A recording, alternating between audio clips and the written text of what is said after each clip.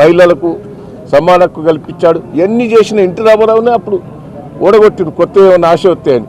మళ్ళా Congress party failure అయినాక NT Ramarao గారిని 260 సీట్లతో గెలిపించారు. వన్ సైడ్ కాంగ్రెస్ పార్టీ ప్రతిపక్షంగా లేకుండా కూడా పోయింది. అప్పుడు రేపు రాబోయే రోజుల్లో కూడా అదే రిజల్ట్ వస్తుంది.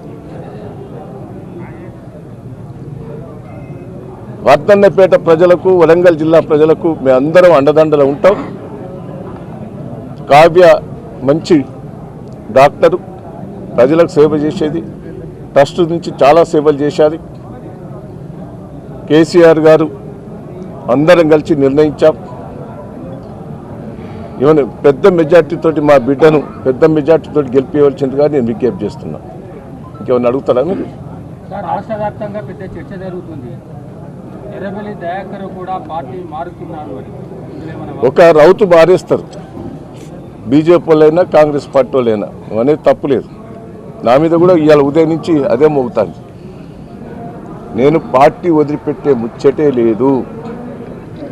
ఈ పార్టీని కాపాడుకున్నందుకే సిద్ధంగా ఉన్నా.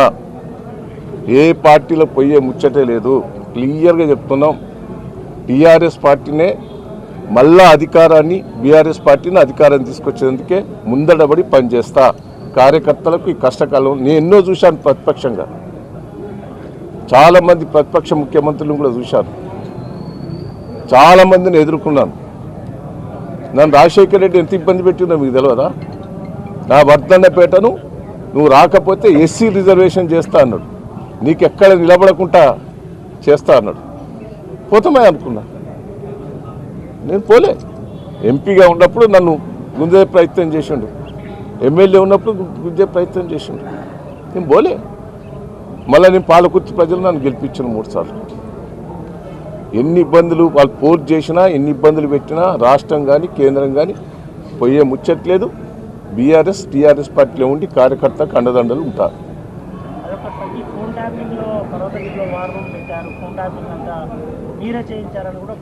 ఆయన ఎవ్వరో తెలియదు, ఆయన ముఖం కూడా తెలియదు.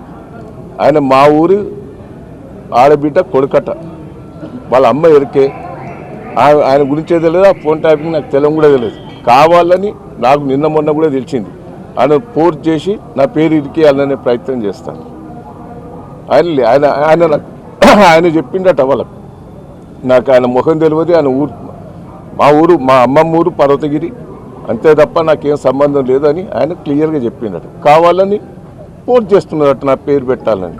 దేనికైనా ఎదుర్కొందానికి సిద్ధంగా ఉన్నా. నేను వాస్తవంగానే చెప్తున్నా కదా. నేను దాంట్లో నాకు ఏ సంబంధం కూడా లేదు. బంధువు కాదు, మా ఊరు.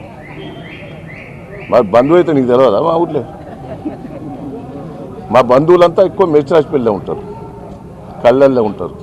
మేము పర్వతగిరికి మేషనోళ్ళ సంబంధం. మాకు పర్వతగిరిలో పెద్ద బంధువులు ఏమి లేరు. అంతా మా కులపోళ్ళు ఉన్నారు. నాన్న ఇల్లుటం వచ్చిండి. అది నాకు కూడా తెలియదు. నాకు కూడా తెలియదు. ఉన్న ప్రామిస్ చెప్తాం. మాకు సంబంధం లేదు. ఆయన ఇంతవరకు నాకు పరిచయం కూడా లేదు.